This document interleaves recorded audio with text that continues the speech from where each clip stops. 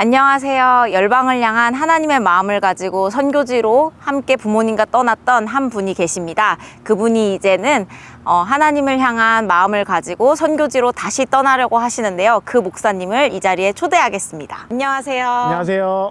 네, 자기소개 먼저 부탁드리겠습니다. 네, 저는 지금 워싱턴 중앙장로교에서 고등부 섬기고 있는 전홍천 목사입니다. 네, 저는 3년 동안 선교지에 있었는데 그곳에서 좋기도 했지만 힘든 점도 정말 많았거든요. 그래서 여러 가지 궁금한 점이 있습니다. 혹시 어느 지역에 계셨고 어떤 사역을 하셨으며 얼마나 계셨는지 좀 소개 좀 해주실 수 있을까요? 네, 저는 7살 때 부모님 따라서 중국에 갔고요. 그래서 중국에서 6년 동안, 그리고 필리핀에서 2년, 그리고 러시아에서 7년 동안 대학교까지 러시아에서 나왔고요. 그리고 이제 미국에 와서 신학 공부하고 사역하면서 계속해서 선교를 준비하고 있습니다. 여러 나라들을 옮겨 다니셨는데 어린 시절에 많이 힘들지 않으셨나요? 힘들었죠. 너무 힘들었어요. 그래서 저는 이제 항상 거기 이제 현지 학교를 다니다 보니까 언어를 배우고, 미리 이제 부모님이 이렇게 공부를 시켜서 보내주신 게 아니라 그냥 이제 학교에 그냥 넣으셨어요. 그러니까 생존 모드로 항상 있다 보니까 하루하루가 힘들었죠. 가서 처음 몇 년은 너무나도 힘들고, 언어 배우는 게 가장 어려웠던 것 같아요. 그러면 언어가 통하지 않을 때 친구를 사귈 수 있는 가장 쉬운 노하우가 있을까요? 언어가 통하지 않을 때 친구를 사귀는 노하우요, 가장 좋은 팁은 저희 어머니한테 배운 건데 선물인 것 같아요. 어느 만국 공용어는 선물이에요. 작은 것이라도. 작은 것이라도, 진짜 연필 하나라도. 그러니까 학생 때는 제가 중국에 있을 때는 그 모든 학용품이 다 귀했어요. 그래서 진짜 뭐 한국에서 흔히 쓰는 딱풀 하나도 이렇게 전해주면 친구가 될 수 있고, 그리고 그때 이제 뭐 다 연필 썼는데 한국에는 이제 그때 샤프를 썼잖아요. 그래서 샤프 하나 선물해도 진짜 친구가 될 수 있는, 그래서 그런 작은 거지만 이제 마음을 담아 선물을 했을 때 친구 되기는 어렵진 않았던 것 같습니다. 실전편이네요. 제가 혹시 단기 선교를 가게 된다면 선물을 또 이렇게 잔뜩 네. 챙겨가는 그런 준비를 해보도록 하겠습니다. 네, 싸움이 나지 않게 조심하세요. 알겠습니다. 네. 수량을 많이 준비하실 것. 네. 혹시 그러면 힘든 순간도 있었지만 좋은 순간도 있지 않으셨을까요? 혹시 뭐 그런 특별한 순간이 있었을까요? 제가 감사했던 건 저희 부모님이 저랑 이제 형이 있는데 저희를 항상 동역자로 생각해 주셨던 것 같아요. 그래서 항상 이제 무슨 일을 할 때든지 물어봐 주시고 상의하시고 이렇게 회의하시고, 그래서 모든 결정에서 저희를 동역자로 이렇게 항상 인클루드 시켜 주신 게 지금 생각해 보면 너무 좋은, 꼭 기억에 남는 부분, 그리고 이제 선교에 대해서 그냥 긍정적일 수 있는 부분이었던 것 같아요. 그러니까 부모님 결정하고 너희는 따라와라가 아니라 그 결정에 동참하게 해주시고 의견을 얘기할 수 있게 해주시고 반영해 주시는 거. 그래서 뭐 어린 아이였지만 그래도 생각하는 거를 들어주시고 함께 사역에 동참해서 그 선교지의 일들이 부모님의 일을 내가 그냥 바라보는 방관자의 입장이 아니라 함께 그 사역에 뛰어들 수 있는 동역자의 그 위치에 있었던 게 저한테는 너무나도 감사했던 것 같습니다. 아니 근데 7살에 처음 선교지 가셨다고 하셨는데 네. 그 당시에 선교사라는 그게 어떤 일을 하는 사역자인지 아셨나요 혹시? 전혀 몰랐죠. 속아서 갔어요. 그러면 처음에 부모님이 선교사로 이제 가게 됐다고 할 때 네. 어떤 생각이 드셨고? 저희 왜 아버지가 속으셨을까? 이미 중국에 계셨었어요. 저 아버지 먼저 중국 선교사로 가셨고, 네. 저희 가족이 이제 나중에 조인했는데, 저희 부모님이 이제 중국 이제 큰 나라라고 해줘서 그 7살 아이한테 큰 나라는 크다는 건 좋은 거잖아요. 그쵸. 네, 7살 아이한테는 크다는 건 무조건 좋은 건데, 그래서 그냥 좋은 거로만 생각했어요. 그래서 되게 그 상처가 되게 컸던 것 같아요. 왜냐하면 좋은 나라라고 생각해 왔는데, 제가 94년도에 중국 갔는데 그때만 해도 중국이 지금하고 많이 달랐어요. 그래서 뭐 길거리도 포장도 안 돼 있고, 심지어 그때는 이제 비행기도 저희가 장춘이라는 도시로 갔는데 직항이 없고, 그래서 배를 타고 갔어요. 배를 타고 하룻밤 가서 또 기차 타고 또 하룻밤을 기차 타고 가서 이제 갔는데, 길도 더럽고 사람들도 뭐 물론 이제 많이 씻지 못하는 상황이었고, 네, 뭐 아파트에 진짜 전기도 잘 안 들어오고 물도 잘 안 나오는, 여러 가지로 큰 나라지만 이제 낙후된 지역이었기 때문에 크다는 게 좋지 않다라는 걸 처음 깨닫게 됐죠. 7살 아이한테는. 네, 그게 가장 큰 문화 충격이었던 것 같아요. 기대했던 것과 다른 곳. 큰 거는 좋은 게 아니다라는 그걸 너무 일찍 배워버렸어요. 네. 그러면 혹시 이제 MK라고 소위 부르잖아요. 선교사분 네네. 자녀들을. 혹시 그 중에 그 생활을 하면서 혹시 좀 너무 서글펐거나 혹시 그 우픈 상황이 있었을까요? MK 살면서 우픈 상황 너무 많아요. 근데 이제 그 가장 저한테 이제 우픈 상황은 이제 단기 선교로 오시잖아요. 단기 네. 선교로 오시면 그 항상 하신 약속이 이제 2가지가 있어요. 첫 번째는 이제 내년에 또 오겠다고. 네. 맞아요. 네, 뭐 선교사님도 잘 아시겠지만 그 또 오겠다는 약속이 지켜지는 확률은 진짜 10%가 안 되거든요. 맞아. 보통 1%만 지켜져도 진짜 감사한데 보통 100명이 오면 그 중에 1명이 다시 올까 말까인데 99명은 안 오는 거예요. 그렇게 되면 그게 이제 있는 사람 입장에서는 기다려지거든요. 내년이 다시 기다려지고 떠날 때 슬픈데 또 올 걸 희망을 갖고 있는데 오지 않았어요. 그게 1년, 2년, 3년 지나게 되면 이제 무뎌지는 거죠. 그리고 이제 잊혀지는 거 그런 게 이제 가장 크고요. 두 번째는 한국에 오면 꼭 연락하라고. 네. 한국에 오면 연락하라고. 근데 거의 대부분 이제 미국에서 생활하시는 분들, 한국에 생활하시는 분들 다 마찬가지겠지만 한국에 돌아가시면 이제 생활 패턴이 바쁘세요. 하루하루가 이제 일과에 바쁘시니까 이제 보통 저희가 선교지에서 가게 되면 뭐 미리 뭐 연락하고 갈 수 있는 게 아니라 가서 연락하게 되면 보통은 이제 바쁘시죠. 네, 바쁘시니까 그 스케줄에 맞춰서 만날 수 없을 상황들이 많이 생기죠. 그럼 이제 어린 아이의 입장에서는 분명히 만나자고 했는데 연락했을 때 이제 뭐 이런 저런 핑계로 이제 바쁘다고 하시면 상처가 되죠. 그래서 그런 게 조금 어려울 수 있는 그런 상황인 것 같아요. 네. 잠깐 말씀하셨지만 사실 선교지에 왔다가 이렇게 가시는 분들에 대해서 늘 보내는 입장이잖아요. 네. 그 부분들은 좀 어렵지 않으셨나요?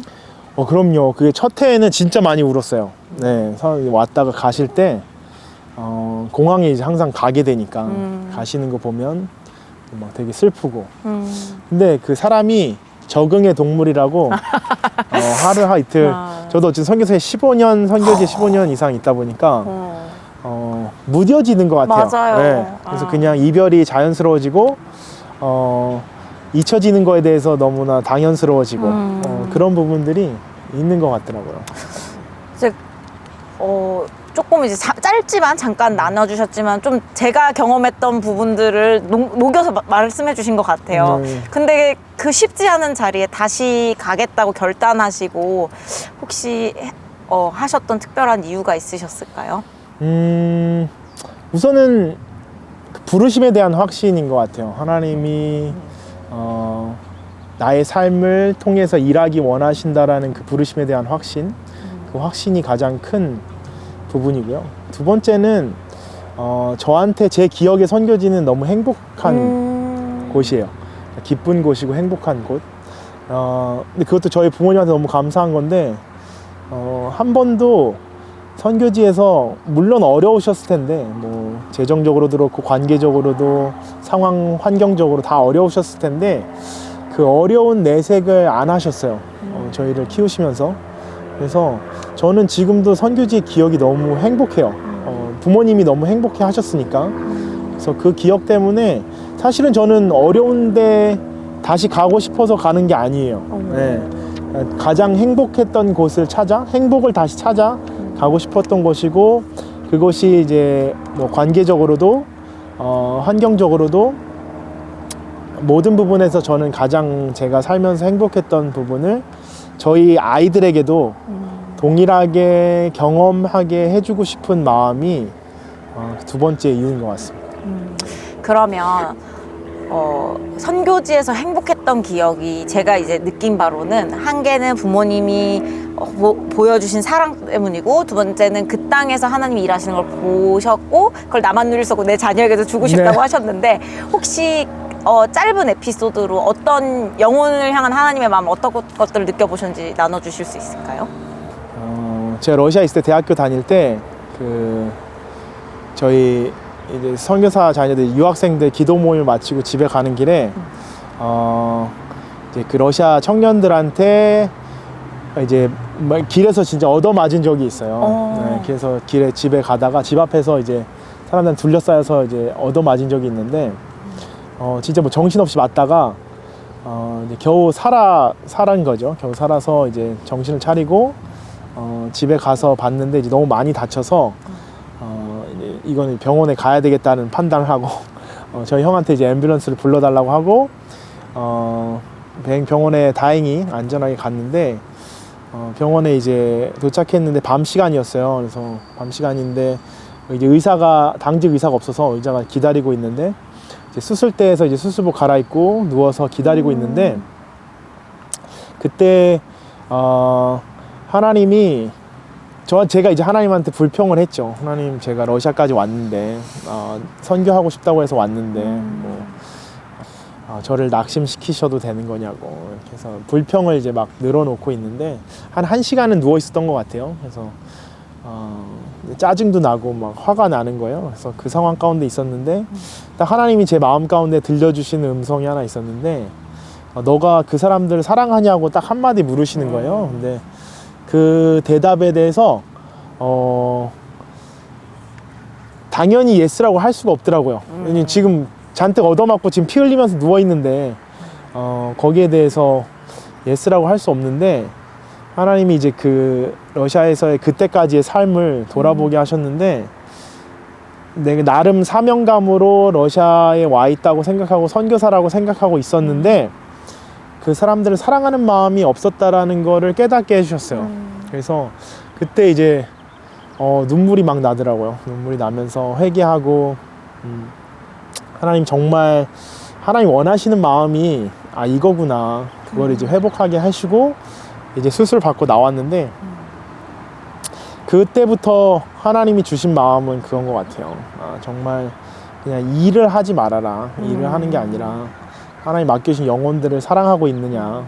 그 질문에 대한 지금도 동일한 그 질문을 저한테 해주고 계시고 저도 그 질문에 내가 예스라고 대답할 수 있는 삶을 살기 위해서 하루하루 살아가는 것 같습니다. 그러면 혹시 이제 선교지를 가기 위해서 준비하고 계실 텐데 네. 자세히는 아니더라도 간략하게 지금 어떤 준비를 하고 계시고 어떤 지역을 놓고 계신지 나눠주실 수 있으실까요? 네, 저는 이제 가장 큰 준비는 하루하루를 선교자로서 살아내는 거죠. 지금 맡겨주신 사역을 맡겨주신 교회에서 맡겨주신 양들을 하나님이 가장 사랑하시는 사람들을 맡겨주셨으니까 그 사람들을 사랑하는 게 지금 가장 큰 준비고요. 동시에 제 마음 가운데 항상 이제 중국이라는 나라를 하나님이 주셔서 중국을 위해서 기도하고 있는데 하나님이 열어주시는 때에 가게 되겠죠. 근데 우선은 그 하나님이 열어주신 때를 향해서 기도하고 준비하고 있고요. 기도로 준비하고 또 함께 동역할 수 있는 교회, 선교단체 계속해서 찾고 기도하는 중입니다. 그러면 혹시 그 잠깐 나누셨 중국이라는 그 땅에서 혹시 꿈꾸시고 있는 뭐 좀 사역 방향이 있으실까요?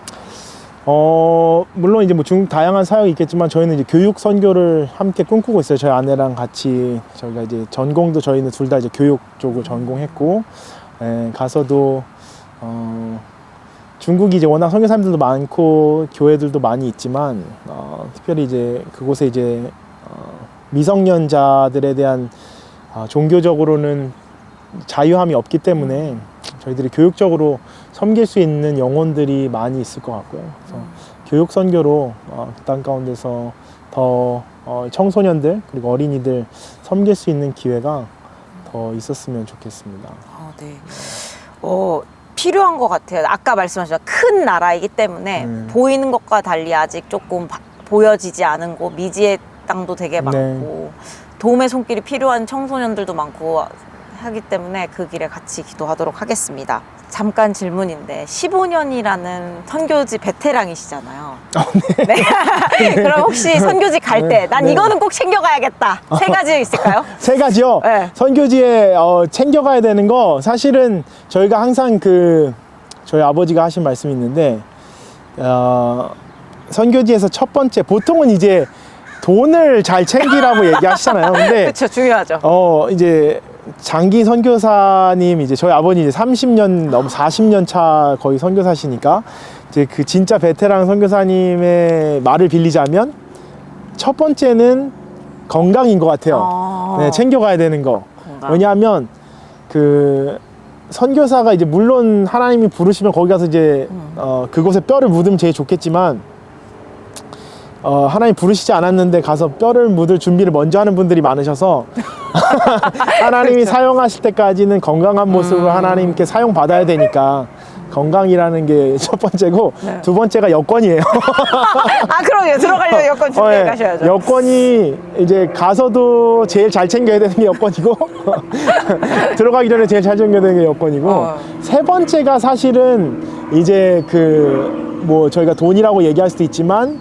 제가 생각할 때는 교회인 것 같습니다. 교회.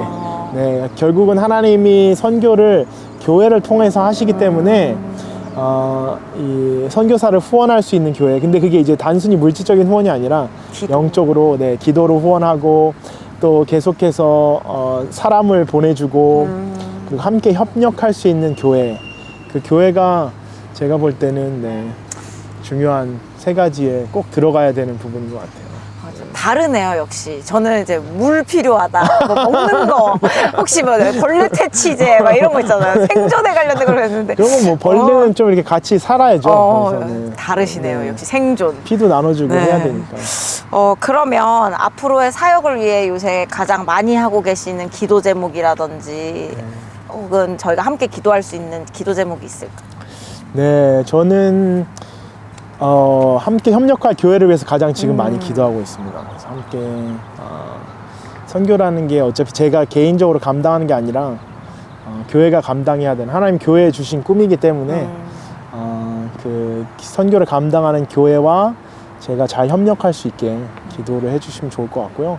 그리고 두 번째는 저희 가정이 잘 준비됐으면 좋겠습니다. 지금 어쨌든 하나님이 이곳에 부르셨고 이곳에서 준비시키시는 기간이기 때문에 그 기간 동안 선교지에 나가서 할 수 있는 일들을 잘 준비되고 했으면 좋겠고, 그리고 동시에 또 여기서 있는 동안에 하나님 맡겨주신 사역에 대해서도 정말 하나님을 온 마음 다해 사랑하는 것처럼 여기서 맡겨주신 사역들에 대해서도 온 마음 다해 헌신할 수 있도록 기도해 주시면 좋을 것 같아요. 존 파이퍼 목사님이 선교란 예배가 없는 곳에 예배를 세우는 것이다라고 말씀하신 네. 적이 있어요. 네. 혹시 그럼 목사님에게 선교란 어떤 걸까요? 제가 이 질문을 20년 전에 들었어요. 저는 선교란 진짜 짧게 보면 삶이라고 생각합니다. 선교는 그 똑같은 얘기인데요. 사실 예배가 없는 곳에 그리스도인이 예배를 옮겨가는 것이라면 그리스도인의 삶을 그 그리스도가 없는 곳에서 살아내는 게 저는 선교라고 생각해요. 그래서 이곳에서 선교사로 살 수 없으면 그곳에서도 선교사로 살 수 없는 거기 때문에 그 그리스도인의 삶을 선교지로 하나님을 모르는 영혼들이 있는 곳으로 옮겨갈 수 있는, 그래서 저에게는 선교는 삶이라고 생각합니다. 그러면 궁금한 게 있는데 많은 청년들이 하나님이 나를 향한 뜻이 어디 있는지 모르겠다. 짧게 보면 일상생활을 살다가 단기 선교를 갈 때도 수많은 고민들을 하잖아요. 그때 하나님의 뜻을 명확하게 조금 구별할 수 있는 방법이 있을까요?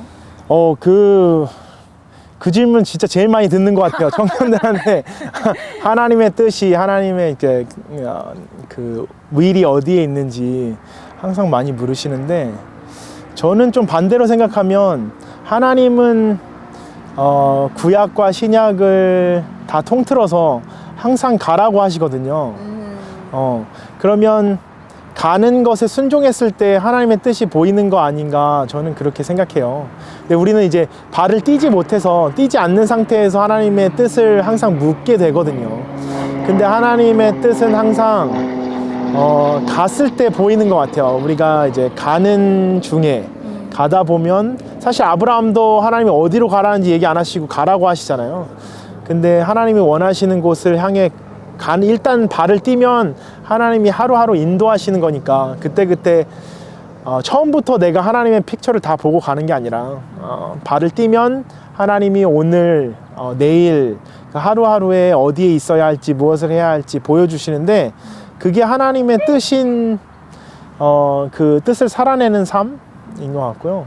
그래서 저는 청년들한테 항상 도전하고 싶은 것은 일단 발을 떼어라, 가라. 왜냐면 있으면서 걱정하는 것보다 일단 가서 가면 하나님 책임져 주시니까 그게 이제 믿음이잖아요. 우리가 이야기하는 보이지 않는 것들의 실상인데 일단 우리가 발을 띄지 않고서는 그곳을 향해 도전할 수도 없고 하나님의 뜻을 뭐 분별할 기회조차 오지 않으니까 일단은 발을 떼어보면 하나님 분명히 보여주시는 것이 있고 그 상황에 가보면 하나님이 하시는 일을 보게 되는 그게 선교고 그게 그리스도인의 삶에 하나님 원하시는 뜻이라고 저는 생각합니다. 함께 나눠주신 마음과 하나님의 사랑을 위해서 목사님과 그리고 목사님 가정 사역지를 위해 저희도 온 마음 다해 함께 기도하도록 하겠습니다. 감사합니다. 네, 감사합니다.